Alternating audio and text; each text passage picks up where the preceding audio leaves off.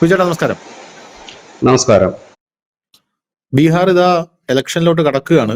ബീഹാറിന്റെ ആ, വോട്ടെടുപ്പ് ഉടനെ നടക്കാൻ പോവുകയാണ്. ഇനി ഒരു ദിവസം കൂടെ ഉള്ളതാണ് എനിക്ക് തോന്നുന്നത്. അപ്പൊ ആ നടക്കുന്ന ഒരു സാഹചര്യത്തിൽ അവസാനത്തെ ഒരു കൊണ്ടുപിടിച്ച പ്രചാരണത്തിനാണ് എല്ലാവരും മുന്നിലേക്ക് പോകുന്നത്. അപ്പൊ തേജസ്വി യാദവിന്റെ എന്തോ വലിയൊരു വാർത്തയുണ്ട് കേട്ടോ. തേജസ്വി യാദവ് നരേന്ദ്രമോദിക്ക് ഒരു സർജിക്കൽ സ്ട്രൈക്ക് കൊടുത്തിരിക്കുകയാണ്. തേജസ്വി യാദവ് ഇന്ന് വന്ന് കൊടുത്തിരിക്കുന്ന സർജിക്കൽ സ്ട്രൈക്ക് എന്ന് പറഞ്ഞാൽ ഓരോ സ്ത്രീകളുടെ അക്കൗണ്ടിൽ 30,000 രൂപ ഇടുമെന്നാണ് പറഞ്ഞിരിക്കുന്നത്. അതിനു മുമ്പ് ഒരു സർജിക്കൽ സ്ട്രൈക്ക് കൊടുക്കാൻ ഒരു ശ്രമം നടത്തി, പക്ഷെ ചീറ്റിപ്പോയി. അതായത് എല്ലാ കുടുംബങ്ങളിലെയും വീട്ടിലെയും ആൾക്കാർക്ക് ഗവൺമെന്റ് ജോലി, ഇങ്ങനെ ഒരു സർജിക്കൽ സ്ട്രൈക്ക്. പക്ഷെ അവിടെയുള്ള ബീഹാറിലുള്ള ആൾക്കാർ പോലും ഇത് വിശ്വസിച്ചില്ല. എല്ലാ കുടുംബങ്ങളിലും ഒരാൾക്ക് ഗവൺമെന്റ് ജോലി, അതെങ്ങനെ നടക്കും എന്നുള്ളൊരു ചോദ്യം അവർ തന്നെ ചോദിക്കുന്നുണ്ടായിരുന്നു. ഇപ്പൊ എല്ലാ സ്ത്രീകൾക്കും 30,000 രൂപ ഇയാൾ ഇടും എന്നാണ് പറഞ്ഞിരിക്കുന്നത്. മയി ബഹീൻ മാൻ യോജന എന്നാണ് ഇതിന്റെ പേര്. പുള്ളി വാഗ്ദാനം ചെയ്തിരിക്കുന്നതിന്റെ പേര്. പ്രതിവർഷം 30,000 രൂപ ഒരേ സമയം നിക്ഷേപിക്കാൻ ഇവർ പ്രവർത്തിക്കുമെന്ന് പറയുന്നത്. പിന്നെ ജീവിക ദീദിയെ കുറിച്ചുള്ള വൻ പ്രഖ്യാപനം. ആ ജീവിക ദീദിയുടെ പരസ്യത്തിനിടെ നിതീഷ് സർക്കാരിൽ അവർ വളരെയധികം ചൂഷണം ചെയ്യപ്പെട്ടിട്ടുണ്ടെന്ന് കേട്ടിട്ട് സമൂഹത്തെ മൊബിലൈസ് ചെയ്യുന്ന ജീവിക ദീദികളെ ഞങ്ങൾ സ്ഥിരപ്പെടുത്തും എന്നായിരുന്നു ഇയാളുടെ മറ്റൊരു പ്രഖ്യാപനം എന്ന് പറയുന്നത്. പഴയ പെൻഷൻ പദ്ധതി നടപ്പിലാക്കാൻ അവസാന നിമിഷമാണ് ഇതൊക്കെ വരുന്നത്. മോദിക്ക് ഒരു സർജിക്കൽ സ്ട്രൈക്ക് എന്ന രീതിയിൽ പഴയ പെൻഷൻ പദ്ധതി നടപ്പിലാക്കും. അതായത് സർക്കാർ ജീവനക്കാരെ ആകർഷിക്കാനായിട്ടാണ് ഇത്. പഴയ പെൻഷൻ പദ്ധതി OPS അത് നടപ്പിലാക്കുമെന്ന് പറയുന്നു. ആരോഗ്യ പ്രവർത്തകർ, അധ്യാപകർ, പോലീസുകാർ, മറ്റ് ജീവനക്കാർ എന്നിവയുടെ സ്ഥലം മാറ്റ നിയമനം, പിന്നെ അവരുടെ സ്വന്തം സ്ഥലത്ത് നിന്ന് 70 കിലോമീറ്റർ പരിധിയൊക്കെ വമ്പൻ വാഗ്ദാനങ്ങളാണ്. നിങ്ങൾക്ക് സ്ഥലം മാറ്റം ഉണ്ടെങ്കിൽ ഡെയിലി വീട്ടിൽ നിന്ന് തിരിച്ചു പോകാനുള്ള സെറ്റപ്പിലെ സ്ഥലം മാറി 70 കിലോമീറ്റർ ചുറ്റളവിൽ മാത്രമേ നിങ്ങളെ സ്ഥലം മാറ്റൂ എന്നൊക്കെ പറഞ്ഞിരിക്കുകയാണ്. അപ്പൊ ഇതൊക്കെ കഴിഞ്ഞു, വലിയ പ്രഖ്യാപനങ്ങളൊക്കെ വന്നു. എന്നിരുന്നാലും ബീഹാറിലെ സർവേ ഫലങ്ങളൊക്കെ നമ്മൾ എടുത്ത് നോക്കണമല്ലോ. സർവേ ഫലങ്ങളിലെല്ലാം, പല സർവേ ഫലങ്ങളിലും NDAക്കാണ് പലതിലും മുൻതൂക്കം സൂചിപ്പിക്കുന്നത്. പക്ഷെ ഇതിൽ രസകരമായിട്ടുള്ളൊരു കാര്യം, NDA ജയിക്കുമെന്ന് പറയുന്നെങ്കിലും തേജസ്വി യാദവ് മുഖ്യമന്ത്രിയാകണം എന്നാണ് അവിടെയുള്ള ആൾക്കാർ പറയുന്നതെന്നാണ് പറയുന്നത്. അത് പറഞ്ഞു കേട്ടപ്പോൾ എനിക്ക് ബിജുചേട്ടന്റെ ഒരു വാക്കാണ് ഓർമ്മ വന്നത്. കാരണം നിതീഷ് കുമാറിന് ഇത്തവണ ഓർമ്മശക്തി ഇല്ല എന്നൊക്കെ ബിജുചേട്ടൻ പറഞ്ഞല്ലോ. പല സ്ഥലങ്ങളിലും പോയിട്ട് നരേന്ദ്രമോദിയുടെ കാലിൽ വീഴുന്നു, മോദിയുടെ പേര് മറന്നു പോകുന്നു. സ്വാഭാവികമായിട്ടും ജനങ്ങൾ ചിന്തിച്ചു കാണും, നിതീഷ് ഇനി മുഖ്യമന്ത്രിയാവാനുള്ള ഒരു കാലിബർ ഇല്ല, പുള്ളി വയസ്സായി. അപ്പോൾ സ്വാഭാവികമായിട്ടും നിതീഷ് കുമാർ ആവണോ തേജസ്വി ആവണോ എന്ന് ചോദിക്കുമ്പോൾ ആൾക്കാർ പറയും തേജസ്വി ആയാൽ മതി, നിതീഷ് ആവണ്ട എന്ന് പറയുന്ന ഒരു സാഹചര്യമായിരിക്കാം.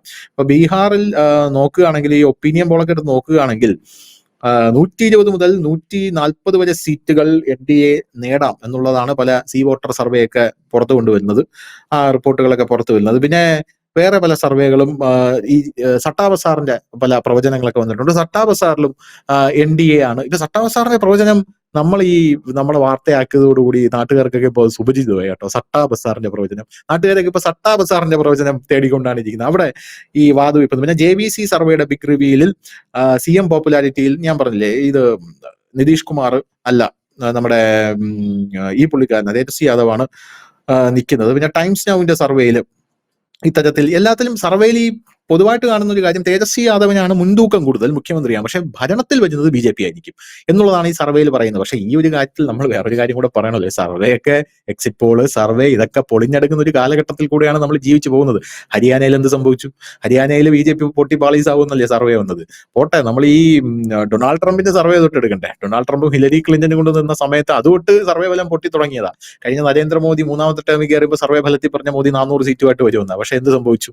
അങ്ങനെ പല സാഹചര്യങ്ങളും സർവേ ഫലങ്ങൾ ഒന്നും തന്നെ ഫലിക്കാതെ പോകുന്ന ഒരു സാഹചര്യമുണ്ട്. അപ്പൊ ഈ സർവേ ഫലം ഇതിന്റെ ഒരു ആത്മവിശ്വാസത്തിൽ കൂടെയാണ് BJP ഇതിലേക്ക് ഇറങ്ങുന്നത്. എത്രത്തോളം സാധ്യത ആദ്യം കൽപ്പിക്കപ്പെടുന്നു, എങ്ങനെ പോകും ഈ കാര്യങ്ങളൊക്കെ. ഈ ബീഹാർ നമുക്കൊന്ന് വിശദമായിട്ട് ഈ വോട്ടെടുപ്പ് കഴിഞ്ഞിട്ട് ആ വോട്ടെണ്ണൽ വരെയുള്ള ഒരു ടൈം പീരീഡ് ഉണ്ടോ, ടൈം പീരീഡിൽ നമുക്കൊന്ന് ഇരിക്കണം. പോരാത്തതിന് പ്രേക്ഷകരോടായിട്ട് പറയാണ്, ബീഹാർ ഇലക്ഷന് അന്ന് വോട്ടെണ്ണുന്ന ആ ദിവസം നമ്മളൊരു ലൈവ് വരും എന്നും കൂടെ നമ്മുടെ പ്രേക്ഷകരോട് പറയണം. കാരണം നമ്മളങ്ങനെ ലൈവ് വന്നത് ഇതിനു മുമ്പ് ഓപ്പറേഷൻ സിന്ദൂറിന്റെ സമയത്തായാലും നമ്മൾ ലൈവ് വന്നിരുന്നത്. ആ സമയത്ത് വലിയൊരു പ്രതികരണം പ്രേക്ഷകരുടെ ഭാഗത്ത് നിന്ന് കിട്ടി. പോരാത്തതിന് അതിനു മുമ്പ് നമ്മൾ ലൈവ് വന്നിട്ടുണ്ട്. അതിന് ഡൽഹി ഇലക്ഷന്റെ സമയത്തായാലും നമ്മൾ ലൈവ് വന്നിരുന്നത്. ആ സമയത്തും ലൈവ് അപ്ഡേറ്റ്സ് കൃത്യമായിട്ട് കൊടുത്തുകൊണ്ടാണ് നമ്മൾ വന്നിരുന്നത്. ഈ ഓൺലൈൻ മാധ്യമങ്ങളിൽ തന്നെ ഒരു ആദ്യത്തെ പരീക്ഷണമായിരുന്നു ഓൺലൈൻ മാധ്യമത്തിൽ ഒരു ലൈവ്, ഇത്തരത്തിൽ നമ്മുടെ ലൈവായിട്ട് ഇരുന്ന് ഇലക്ഷന്റെ കൃത്യമായിട്ടുള്ള സ്ക്രോളും കാര്യങ്ങളൊക്കെ കാണിച്ചു വരിക എന്നുള്ളത്.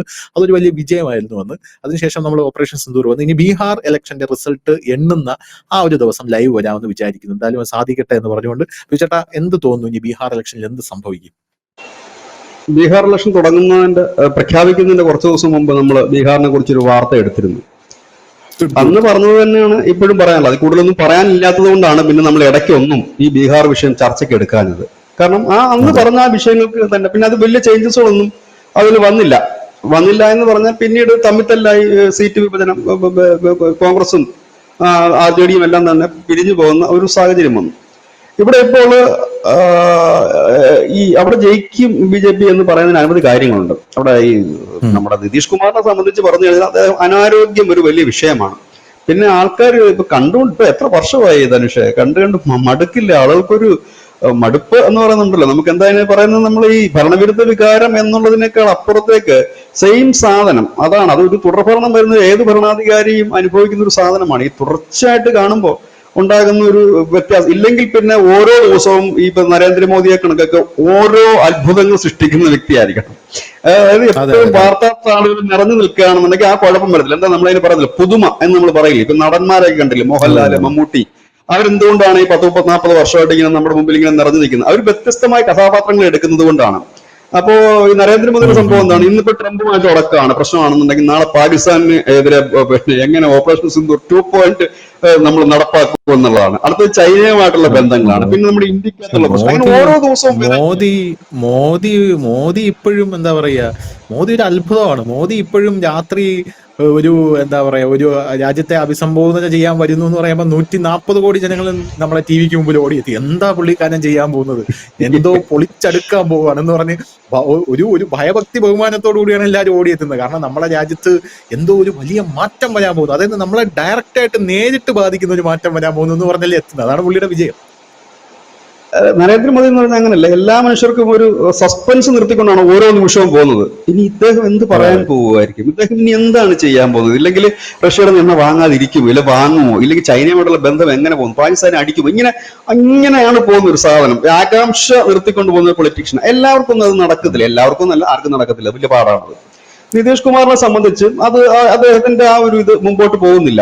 പക്ഷെ ഈ ശ്രദ്ധിക്കേണ്ട ഒരു കാര്യമുണ്ട്. 2024 പ്രധാനമന്ത്രി നരേന്ദ്രമോദി അധികാരത്തിലേറ്റതിനു ശേഷം ബീഹാറിന് വലിയ രീതിയിലുള്ള വാരിക്കോരി ചെലവഴിച്ചു. ധനുഷിന് ഓർമ്മയുണ്ടാകും, അവിടെ ഈ താമര അല്ലി ബിസിനസിന് വേണ്ടിയിട്ട് കർഷകർക്ക് വേണ്ടിയിട്ട് ഒരു വലിയ എമൗണ്ട് ഇറക്കി. അന്നേരം ഇവിടെ ഉള്ളവരൊക്കെ കണ്ട സംഖ്യകളുടെ വിവരക്കേട്, താമര അല്ലിക്ക് വേണ്ടിയിട്ട് വരെ അവർ പൈസ ഇറക്കി. ചിഹ്നം വലിയ എക്സ്പോർട്ടിങ് സാധനമാണ് ഇത് ഉള്ളത്. ഇത് വളരെ ഔഷധ ഗുണമുള്ള ഒന്നാണ്. ഈ താമരയുടെ നടുക്ക്, പൂവിന്റെ നടുക്ക് ഇരിക്കുന്ന കണ്ടിട്ടുണ്ടോ? അതിനകത്ത് ഇങ്ങനെ ചെറിയ ചെറിയ ചെറിയ സാധനങ്ങൾ. അതെ, അതൊരു തരം സീഡ്സ് ആണ്. എന്താ സീഡ്സ് അല്ല, ഒരു ധാന്യം പോലത്തെ ഒരു സാധനമാണ്. ഇതിന്റെ ഒരുപാട് ചെറുകിട യൂണിറ്റുകൾ ബീഹാറിലുണ്ട്, ഒരുപാടുണ്ട്. അത് അവിടെ ഒരു പിന്നെ ഫുഡിന്റെ ഒരു ഭാഗം കൂടിയാണ്, മരുന്നും കൂടിയാണത്. അതിന്റെ ഈ താമര, നമ്മൾ ഈ താമരയുടെ കിഴങ്ങൊക്കെ എനിക്ക് തോന്നുന്നു നമ്മുടെ ഈ നാട്ടുവൈദ്യത്തിലൊക്കെ നമ്മുടെ നാട്ടിൽ കേരളത്തിൽ അത് യൂസ് ചെയ്യുമായിരുന്നു. താമര കിഴങ്ങ് പഴയ ആളുകൾ ഞാൻ കേട്ടിട്ടുണ്ട്. തണ്ട് മാത്രമല്ല, കിഴങ്ങ് യൂസ് ചെയ്യുമായിരുന്നു. അത് നമ്മുടെ നാട്ടിൽ ഉണ്ട്. അത് നമ്മുടെ നാട്ടിലൊക്കെ പഴയ ആൾക്കാരോടൊക്കെ ചോദിക്കാമെങ്കിൽ അറിയാൻ പറ്റും നമുക്ക്. അപ്പം അതൊരു വലിയ രീതിയിലേക്ക് അതിനൊരു സാമ്പത്തികം കൊടുത്തു കഴിഞ്ഞപ്പോഴത്തേക്കും ഏതാണ്ട് ആ ഇൻഡസ്ട്രിയിൽ തന്നെ അത് വലിയൊരു മൂവ്മെന്റ് അവിടെ നടന്നു. നമ്മളെ സംബന്ധിച്ച് ഇങ്ങനെയുള്ള വാർത്തകൾ നമുക്ക് തമാശയാണ്, പക്ഷെ അതൊരു വലിയ മൂവിലേക്ക് അത് മാറി. അങ്ങനെ അനവധി പദ്ധതികൾ അവിടെ കൊണ്ടുവന്നു. ഈ പദ്ധതികൾ കൊണ്ടുവന്നിട്ട് അവിടെ ചെയ്തത് എന്താണെന്ന് വെച്ചാൽ അവിടെ ഒരു പ്രശ്നം നടന്നിട്ടുണ്ട്, ഇല്ല എന്നല്ല പറയുന്നത്. ഈ നിതീഷ് കുമാറിനെ സംബന്ധിച്ച് അത് ചെയ്യിക്കാനുള്ള കപ്പാസിറ്റി ഇല്ലാതായിപ്പോയി. അത് മോദി തന്നെ വന്നിട്ട്, ധനുഷ് ശ്രദ്ധിച്ചിട്ടുണ്ടാവും എന്ന് എനിക്കറിയത്തില്ല, മോദി തന്നെ വന്നിട്ടാണ് ഓരോ പദ്ധതി ഉദ്ഘാടനം ചെയ്യുന്നത്. ഒരു സ്റ്റേറ്റ് സർക്കാരിന്റെ പദ്ധതി കേന്ദ്ര സർക്കാരിന്റെ ഫണ്ടോടുകൂടി തന്നെയാണ് അവതരിപ്പിക്കുന്നതെങ്കിൽ പോലും, അത് നടപ്പാക്കുന്നതെങ്കിൽ പോലും അത് എല്ലാം ഉദ്ഘാടനം ചെയ്യാൻ മോദി എത്തുമായിരുന്നു. കാരണം എന്താണെന്ന് വെച്ചാൽ നിതീഷ് കുമാറിന് പറ്റുന്നില്ല ആ അവസ്ഥ. ഇപ്പൊ നമ്മളൊന്ന് ആലോചിച്ച്, കേരളത്തിലാണെന്നുണ്ടെങ്കിൽ 100% കേന്ദ്ര സർക്കാർ, ഇവിടെ നരേന്ദ്രമോദി വരുന്നതിനോട് പിണറായി അനുകൂലിക്കുമോ? ഇല്ല, അനുവദിക്കത്തില്ല. പക്ഷെ നിതീഷ് കുമാറിനെ സംബന്ധിച്ച് ഇല്ല, പറ്റുന്നില്ല. അതുകൊണ്ട് മോദി തന്നെ ആ ഒരു നേതൃസ്ഥാനം ഏറ്റെടുത്തുകൊണ്ടായിരുന്നു ബീഹാറിൽ ഈ 2024 ലോക്സഭാ തെരഞ്ഞെടുപ്പ് കഴിഞ്ഞതിന് ശേഷം BJP മുമ്പോട്ട് പോയിക്കൊണ്ടിരുന്നത്. BJP സംബന്ധിച്ച് പറഞ്ഞാലും അവർക്കും പ്രധാനപ്പെട്ട മുഖമൊന്നുമില്ല. ലളിത് മോദിയൊക്കെ പോയതിനു ശേഷം അവർക്കും വേറെ ആൾക്കാരൊന്നും അവിടെ എടുത്തു കാണിക്കാൻ ആരുമില്ല. പിന്നെ ഇപ്പൊ ഇവിടുത്തെ നമ്മൾ എല്ലാവരും ശ്രദ്ധിച്ച് നോക്കുന്ന ഒരു കാര്യം, നമ്മുടെ ഈ ചിരാഗ് പാസ്വാനാണ്, രാംവിലാസ് പാസ്വാന്റെ മകൻ. എന്ത് അത്ഭുതമാണ് അവിടെ കാട്ടുനിന്ന്. അപ്പം ഇവിടെ ഈ നിതീഷ് കുമാറിന്റെ ഒരു വോട്ട് ബേസ് എന്ന് പറയുന്നത് മുസ്ലിം പിന്നാക്ക വോട്ടുകളാണ്. അതിലേക്ക് തന്നെയാണ് ഈ പറയുന്ന പിന്നെ നമ്മുടെ ഈ ചിരാഗ് പാസ്വാൻ, മറ്റേ പിന്നെ ഞാൻ പേര് രാംവിലാസ് പാസ്വാന്റെ മകൻ. അപ്പൊ രാംവിലാസ് പാസ്വാന്റെയും നിതീഷ് കുമാറിന്റെയും പിന്നോക്കം എന്ന് പറയുന്നത് രണ്ട് പിന്നോക്കമാണ്.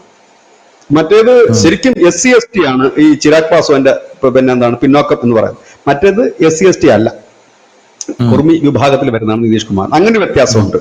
അപ്പൊ ഇതിന്റെ എല്ലാം കൂട്ടത്തിലും ഈ മുസ്ലിം വോട്ട്സ് ഉണ്ട്. അപ്പൊ ആ വോട്ട് ഷിഫ്റ്റ് ചെയ്യുമോ എന്നുള്ളതാണ് ഒരു പ്രധാന പ്രശ്നം. ഇവിടെ ഈ എന്തുകൊണ്ടാണ് ഈ സർവേ വിചിത്രമായി കാണിക്കുന്നത്? അതായത് ഏറ്റവും കൂടുതൽ സീറ്റുകൾ ആർക്ക് കിട്ടും? അത് NDAക്ക് കിട്ടും. ആരാണ് മുഖ്യമന്ത്രിയാകുന്നത്? അത് തേജസ്വി യാദവ് എന്ന് പറയാൻ കാരണം നിതീഷ് കുമാറിന് പകരം NDAയിൽ ഒരു വേറൊരു മുഖ്യമന്ത്രി സ്ഥാനാർത്ഥിയെ ഉയർത്തി കാണിക്കാൻ BJPക്ക് ഇല്ല. BJPക്കല്ല, NDAക്ക് ഇല്ല ഇതിന് പകരം. പിന്നെ മറ്റേതെന്ന് പറഞ്ഞാൽ ഈ തേജസ്വി യാദവ് പരമ്പരാഗതമായി പ്രതിപക്ഷമായിട്ടിരിക്കില്ല. ഇപ്പൊ നമ്മുടെ രാജ്യത്ത് ചോദിക്കത്തില്ലേ, നരേന്ദ്രമോദി പോകുന്നു, BJP താഴെ പോയാൽ ആര് വരും? രാഹുൽ ഗാന്ധി. രാഹുൽ ഗാന്ധി ഇല്ലെങ്കിൽ പിന്നെ ആര് വരും? മോദി. ഇതിനപ്പുറത്തേക്കൊന്നുമില്ല ജനത്തിന്. ഇതിന്റെ ഇടയ്ക്ക് ആരെങ്കിലും ഉണ്ടോ? ഇല്ല. ഈ സെയിം ക്വസ്റ്റ്യൻ തന്നെയാണ് ബീഹാറിൽ. നിതീഷ് കുമാർ പോയാൽ ആര് വരും? തേജസ്വി യാദവ്. അപ്പൊ തേജസ്വി യാദവ് പോയാൽ ആര് വരും? നിതീഷ് കുമാർ. ഇതിനപ്പുറത്തേക്കൊന്നും ഇല്ല, മൂന്നാമതൊരു ഓപ്ഷൻ ഇല്ല. അതാണ് അവിടുത്തെ ആ സർവേയുടെ ഒരു കാര്യം. അതാണ്. പിന്നെ നാളെ 6-ാം തീയതിയാണ് 1ാം ഘട്ട തെരഞ്ഞെടുപ്പ്. 11-ാം തീയതി 2ാം ഘട്ട തെരഞ്ഞെടുപ്പിലേക്ക് പോകുന്നു. അവിടെ അത്ഭുതങ്ങളൊന്നും സംഭവിക്കില്ല. BJP തന്നെ ഭരിക്കുമെന്ന് തോന്നുന്നു. BJP ഭരിക്കുമെന്ന് ഞാൻ ഇത്ര ഉറപ്പിച്ച് പറയാനുള്ള കാരണം, ഇതിപ്പോ അവർക്ക് ഭൂരിപക്ഷം ഇല്ലെങ്കിൽ അവർ ഭരിക്കാൻ ഉറച്ചു തന്നെയാണ് ബീഹാർ നിൽക്കുന്നത് തന്നെ. കാരണം ബീഹാർ അവർക്ക് വേണം. അതിന് ഞാൻ സ്ഥിരീകരിക്കാത്ത വാർത്തയാണ്, അത് ആദ്യമേ തന്നെ പറയാം. ഞാൻ ഗുണ്ടടിക്കുകയാണെന്ന് പറയരുത്. കുറച്ചു നാൾക്ക് മുമ്പ് ഒരു വാർത്ത ഉണ്ടായിരുന്നു. ഇവർ RJDയുടെ നേതാക്കന്മാരുമായിട്ട് ചർച്ച നടത്തിയിട്ടുണ്ട്. അത് RJDയെ ഒറ്റയ്ക്ക് വിഴുങ്ങാനാണോ, അതായത് സമ്പൂർണ്ണ RJDയെ വിഴുങ്ങാനാണോ, അതോ RJDയെ രണ്ടാക്കാനാണോ എന്ന് എനിക്കറിയില്ല. BJPയുടെ കുറെ നേതാക്കന്മാർ ഈ RJDയുമായിട്ട് ചർച്ച നടത്തിയിരുന്നു. RJD തന്നെയുള്ള അവരെ അടർത്തിക്കൊണ്ട് ഇവർക്ക് ഭരിക്കാനാണോ ഭൂരിപക്ഷം കിട്ടിയില്ലെങ്കിൽ, അതോ ഇനി ടോട്ടലി RJDയെ കംപ്ലീറ്റ് കൊണ്ടുവന്നിട്ട് നിങ്ങൾ അങ്ങനെ ഇവർ കുറെ പരീക്ഷ നടത്തിയിട്ടുണ്ട്. നമ്മുടെ ഏക്നാഥ് ഷിൻഡെ ഇവിടെ പിന്നെ മഹാരാഷ്ട്രയില് ശിവസേനയുടെ കൊണ്ടുവന്ന് ഭരിപ്പിച്ചിട്ടുണ്ട്. അപ്പൊ അതിന്റെ നേതാവിനെ കൊണ്ടുവന്നവര് ഭരിപ്പിച്ചില്ല. സാധ്യത ഞാൻ കാണുന്നത് എന്താ പറയുക, ഈ RJD ഇപ്പം കണ്ടിന്യൂസ് ആയിട്ട് മൂന്ന് ടേമായിട്ട് ഭരണമില്ലാതെ നിൽക്കുകയാണല്ലോ. അപ്പൊ അതിലുള്ള സ്വാഭാവികമായിട്ട് ഇപ്പൊ കേരളത്തില് അടുത്ത തവണ കൂടെ കോൺഗ്രസ് ഭരണത്തിൽ വന്നില്ലെങ്കിൽ മുസ്ലിം ലീഗ് നൈസായിട്ട് LDFന്റെ കൂടെ പോകുമെന്ന് പറയുന്നത് പോലെ ഈ RJDയിൽ ഒരുപാട് MLA-മാരുണ്ടല്ലോ, അവര് ചാടി പോകാനായിട്ട് സാധ്യതയുണ്ടല്ലോ, സ്വാഭാവികമാണ്. അല്ല, ചർച്ച നടന്നു എന്നുള്ളത് സ്ഥിരീകരിക്കുന്ന വാർത്ത തന്നെയാണ്. ചർച്ച നടന്നു എന്നുള്ളത് ഈ RJDയുടെ നേതാക്കളുമായിട്ട്. പക്ഷെ അത് അമിത്ഷാ അല്ലെങ്കിൽ വലിയ ടോപ്പ് BJP ലീഡേഴ്സ് അല്ല, അവരുടെ 2ാം നിര 3ാം നിര നേതാക്കന്മാരോട് ചർച്ച നടന്നിട്ടുണ്ട്. ആ ചർച്ച എന്താണ് എന്നുള്ളതാണ് ഇനി നമുക്ക് അറിയേണ്ടത്. അതുകൊണ്ട് ഞാൻ പറയുന്നത് BJP ഭരിക്കും എന്നുള്ള കാര്യം ഡെഫിനറ്റ് ആണ്. കാരണം ഒന്നുകിൽ അവര് തേജസ്വി യാദവിനെ ആക്കിക്കൊണ്ട് ബാക്ക് ചെയ്യാൻ സാധ്യതയുണ്ട് BJP. അതല്ലാന്നുണ്ടെങ്കിൽ RJDയെ പകുതി പിളർത്തിക്കൊണ്ട് ഇങ്ങോട്ട് വരാനുള്ള സാധ്യതയുണ്ട്. അതായത് കോൺഗ്രസ് ബീഹാറിൽ ഈ തെരഞ്ഞെടുപ്പോടുകൂടി തന്നെ കഥം എന്ന് രാഹുൽ ഗാന്ധിക്ക് പറയേണ്ടി വരും. കഥം, ടാറ്റ, ബൈ ബൈ എന്ന് പറഞ്ഞിട്ട് പോകേണ്ടി വരും എന്നുള്ള കാര്യത്തിൽ യാതൊരു ഡൗട്ടും കാണുന്നില്ല. അതാണ്. പിന്നെ ഇതിപ്പോ തോറ്റു കഴിഞ്ഞാൽ കുറെ കാരണങ്ങളുണ്ട്. നേരത്തെ തന്നെ കാരണങ്ങളൊക്കെ കണ്ടെത്തി വെച്ചിട്ടുണ്ട്. മീഡിയ വൺ പറഞ്ഞുകൊണ്ടിരിക്കുന്ന കാരണം വോട്ടേഴ്സ് ലിസ്റ്റിൽ നിന്ന് ആൾക്കാരുടെ പേര് വെട്ടി മാറ്റിയല്ലോ. അപ്പൊ അതുകൊണ്ട് ഉറപ്പായിട്ട് BJP ജയിക്കും. അതുകൊണ്ട് ഞങ്ങൾ ബീഹാർ തെരഞ്ഞെടുപ്പ് പറയുന്നില്ല എന്നാണ് മീഡിയ വൺ കുറച്ചു നാൾ മുമ്പ് പറഞ്ഞുകൊണ്ടിരുന്നത്. പിന്നെ ഇടതുപക്ഷക്കാർ പറയും, സ്വാഭാവികമായും കോൺഗ്രസ്സുകാർ പറയും വോട്ട് ചോരി നടത്തി മോദി അങ്ങനെ ബീഹാറിൽ ജയിച്ചു എന്ന് പറയും. BJP തോറ്റു കഴിഞ്ഞാൽ വലിയ മുട്ടക്കാട്ടം കാരണങ്ങൾ അവർ കണ്ടുവച്ചിട്ടുണ്ട്. അതായത് ഓപ്പറേഷൻ സിന്ദൂറിന് ശേഷം നടക്കുന്ന ആദ്യത്തെ ഇലക്ഷനാണ്, അതുകൊണ്ട് ഓപ്പറേഷൻ സിന്ദൂർ ഒരു പരാജയമായിരുന്നു എന്നുള്ളതായിരിക്കും അവർ പറയാൻ പോകുന്നത്. അല്ലെങ്കിൽ നോക്കിയാൽ അല്ല, ഓപ്പറേഷൻ സിന്ദൂർ നടത്തിയപ്പോ പറഞ്ഞത്, പഹൽഗാമിൽ ഭീകരാക്രമണം നടത്തിയപ്പോ ഈ പിന്നെ മൗദൂദി ചാനൽ പറഞ്ഞത് ബീഹാറിലെ ഇലക്ഷന് വേണ്ടിയിട്ട് വോട്ട് പിടിക്കാൻ വേണ്ടിയിട്ട് മോദി അങ്ങനെ ജയിച്ചാണെന്നാണ് പറഞ്ഞത്. തോക്കുന്നതിന് വേണ്ടി എല്ലാത്തിനും ഓരോ കാരണമുണ്ടല്ലോ. നമ്മുടെ ഈ ഒരു ചന്ദനത്തിലുള്ള പരസ്യം കണക്ക് പ്രാർത്ഥിക്കാൻ ഓരോരോ കാരണങ്ങൾ എന്ന് പറയുമ്പോൾ തോറ്റു കഴിഞ്ഞാലും പറയാൻ കാരണങ്ങളുണ്ട്. വോട്ട് ചോരി, പിന്നെ ഇപ്പൊ വോട്ടേഴ്സ് ലിസ്റ്റിൽ SIR, പേര് വെട്ടി മാറ്റി SIR, പിന്നെ ഓപ്പറേഷൻ സിന്ദൂർ, അങ്ങനെ കുറെ കാര്യങ്ങൾ അവർക്ക് പറയാനുണ്ട്. അത് സ്വാഭാവികം. അത് തോറ്റവന് എപ്പോഴും ഒരു ന്യായീകരണം ഉണ്ടാകും. അത് അവരുടെ ഒരു റൈറ്റ് ആണ്. നമ്മളതിനെ ബഹുമാനിക്കുകയാണ് ചെയ്യുന്നത്, അല്ലാതെ അവരെ കളിയാക്കുകയല്ല ചെയ്യുന്നത്, ബഹുമാനിക്കുകയാണ്. അപ്പൊ തോറ്റാലും ജയിച്ചാലും ഒക്കെ അത് അവരുടെ ഒരു അവകാശമാണല്ലേ. ഇപ്പൊ സ്വാഭാവികമായിട്ടും ഞാൻ പരീക്ഷയ്ക്ക് തോറ്റിട്ട് വരുമ്പോൾ ഞാൻ എന്റെ രക്ഷകർത്താക്കളുടെ മുമ്പിൽ ഞാനൊരു എക്സ്പ്ലനേഷൻ കൊടുക്കുമല്ലോ. അത് ശരിയായില്ല, എനിക്ക് വേണ്ടത്ര സമയം ടീച്ചർ തന്നിരുന്നു എങ്കിൽ ഞാൻ എങ്ങനെങ്കിലും ഒക്കെ അഡ്ജസ്റ്റ് ചെയ്ത് ജയിച്ചു പോയാൽ എന്നൊക്കെ നമ്മൾ പറയും. അതുപോലെ ഒരെണ്ണമായിട്ട് നമ്മൾ കണക്കാക്കണം. അത് അവരുടെ ഒരു അവകാശം തന്നെയാണ്. അതിനെ കളിയാക്കാനൊന്നും നമ്മളില്ല. ഏതായാലും നമുക്ക് ആദ്യം ദിവസം അനാലിസിസ് ചെയ്യാൻ കഴിയും എന്നുള്ളത്. കാരണം ഇതിന് വലിയ ഗൗരവം ഇല്ലാത്തതുകൊണ്ടാണ് നമ്മളിത് ചർച്ചയ്ക്ക് എടുക്കാഞ്ഞത്. കാരണം ഒരു തീപാറുന്ന പോരാട്ടമോ ഒരു വലിയ മത്സരമോ ഒന്നും ഇല്ലാത്തതുകൊണ്ടാണ് പ്രേക്ഷകർക്ക് മുമ്പിലേക്ക് നമ്മളിത് എത്തിക്കാതിരുന്നത്.